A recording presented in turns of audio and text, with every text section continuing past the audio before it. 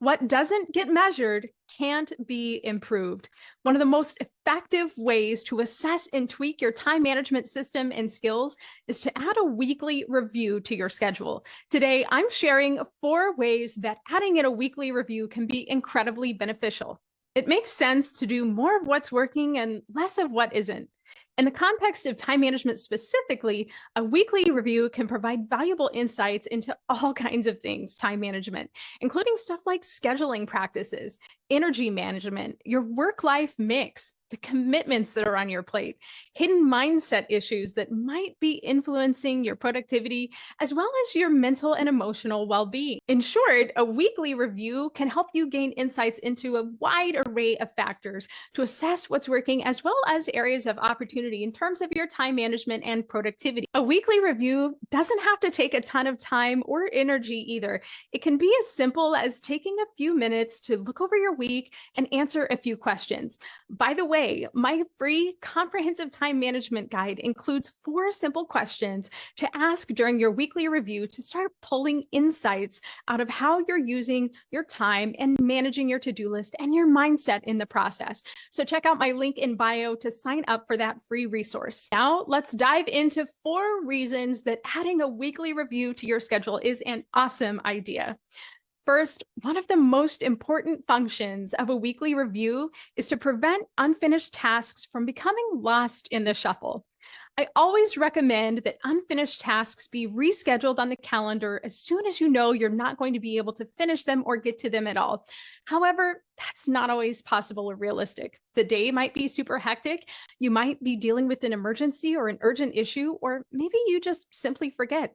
All of that is totally okay. Having a weekly review in place can serve as a fail-safe against losing track of tasks that were on your calendar but that you didn't ultimately complete, or even tasks that came up and you realized during the week that you needed to complete them, but you didn't get them calendared yet. By comparing what was scheduled versus what you actually completed, you can quickly and easily inventory tasks that need to either be rescheduled or go back onto your to-do list. By the way, in terms of do I reschedule this or do I put it back on my to-do list, there is no right answer. It's up to you and your judgment and what's going to work best for you in those specific circumstances. So reschedule it, put it back onto your to-do list if that makes more sense. Whatever works best for you in that particular situation. Conducting a weekly review allows you to track and recognize and celebrate progress toward your goals. While it's totally normal for the human brain to skim over accomplishments and shift its focus to, okay, what's the next thing on the list? That natural tendency is not always helpful. When you're running a business and hammering toward a goal, it can be really easy to focus on all the work that's left to be done instead of thinking about everything that you've done thus far. That can lead to frustration, overwhelm, and even reduce your motivation to keep working toward that goal. Incorporating a weekly review can provide the opportunity to celebrate small wins and progress toward your goals. Taking that intentional pause to highlight the positives can have some really big benefits. First, it can release dopamine or even serotonin in the brain. Those are some of the feel-good chemicals that we really enjoy experiencing. Second, it can also promote positive thinking and foster helpful emotions like resilience, motivation, commitment, self-confidence, and even focus. One of my favorite things about conducting a weekly review is that it can help you do more of what's working and identify and address things that maybe aren't working as well. Taking the time to review your week, assess how it went, and make simple tweaks or even big corrections is an invaluable practice. Here are just a few of the adjustments that I've made to my planning and scheduling practices as a direct result of my weekly reviews. First, I changed up the buffer time before and after my coaching and consult calls. Next, I made Tuesdays my preferred day for networking and coffee meetups. Then I started scheduling out prep sessions for speaking engagements and events as soon as I booked them.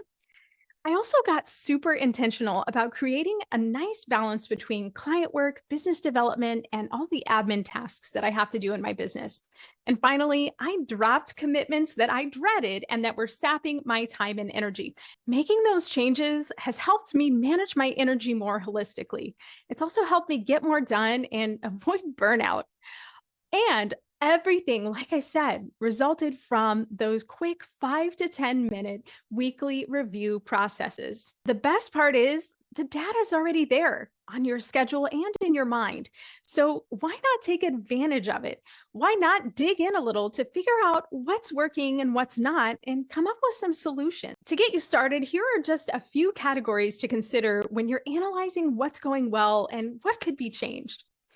You can think about your energy levels throughout the day versus the tasks that you're scheduling at that time of day. For example, if you're a morning person like me, do your best to schedule the deep, important work first thing. Next, you can also consider the mix of time that you spend working in your workspace versus on-site at client work, doing events, or whatever. Okay, so time in the office versus time off-site. You can also consider the length and frequency of your time blocks for work. You can also consider the length and frequency of breaks that you're allowing yourself to take. Another great one to consider is when, why, and how you're scheduling admin work versus your creative work.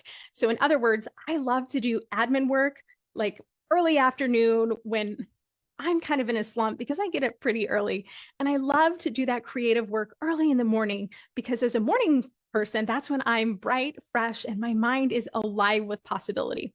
And finally, you can also consider the interval space or the amount of time between calls, appointments, etc. Finally, a weekly review can help you uncover hidden mindset issues that might be holding you back.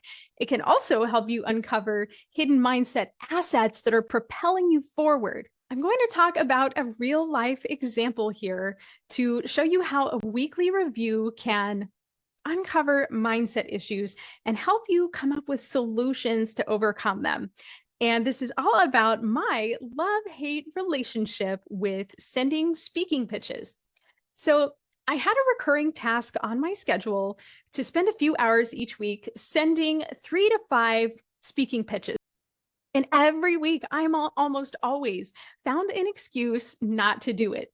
Instead of just take it off my calendar, I decided to get curious about what was going on in my mind around pitching.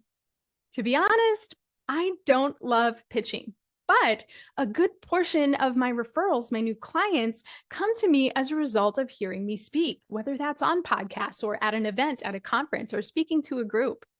So while I don't love the process of pitching, I love the results that it gets for my business. Here's where curiosity became incredibly valuable to me. I asked myself, what don't I like about the item being on my calendar? What don't I like about seeing pitch 3 to 5 speaking engagements on my calendar every week? As I thought about that question, I discovered that I thought it sounded like a lot of work that I didn't enjoy because I don't like to pitch in the first place. And pitching 3 to 5 times in a 2-hour period didn't exactly sound like a load of fun to me. Also, it was scheduled right after a weekly luncheon that I attend on Thursday afternoons, where I'd come home a little bit late every week after talking to friends after the luncheon. And as a morning person, my energy also tends to slump in the early afternoon. So as a result, I felt unmotivated and resistant to doing all of those pitches every week. So I decided to switch things up. First, I adjusted the expectation from 3 to 5 pitches down to just 1, because after all, most weeks I was skipping it altogether. So if I can get in 1 pitch and not have pressure on myself to do 3 to 5, then that's a win in my book. I also cut the amount of time in half. So I went from 2 hours down to just 1. And I moved the time block to mid-morning after I've typically had a few wins for the day, some great coaching calls, and my energy is still high. Since making this change, I'm getting more pitches done, which means more opportunities to speak, add value, and reach my potential clients. This change also freed up space on my calendar in the afternoon for an additional client coaching call. See, I love coaching so much that I can do it even when my energy is a little slumpy and it's right after lunch. Here's a simple process to help you uncover the hidden mindset issues or hidden areas of strength during your weekly review.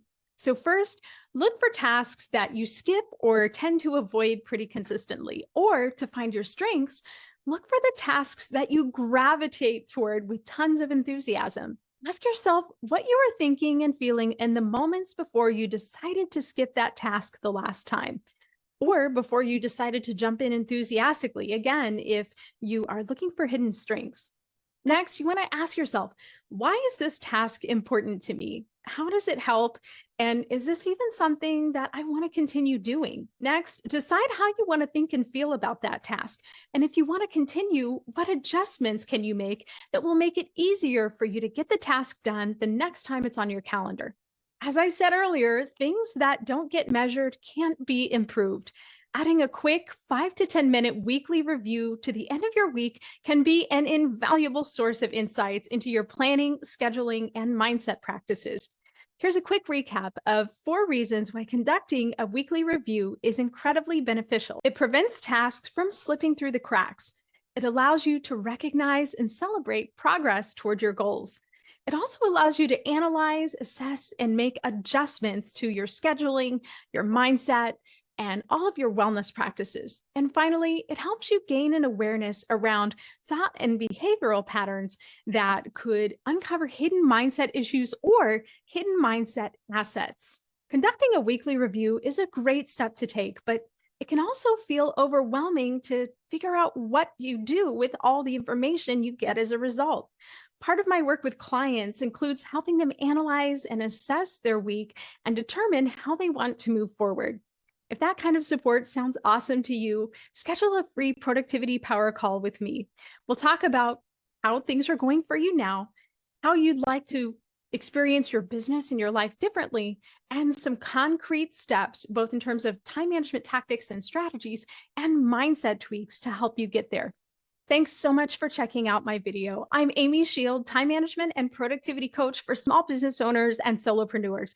I love helping people navigate the mental and emotional side of business so that they can ultimately get more done and make more money.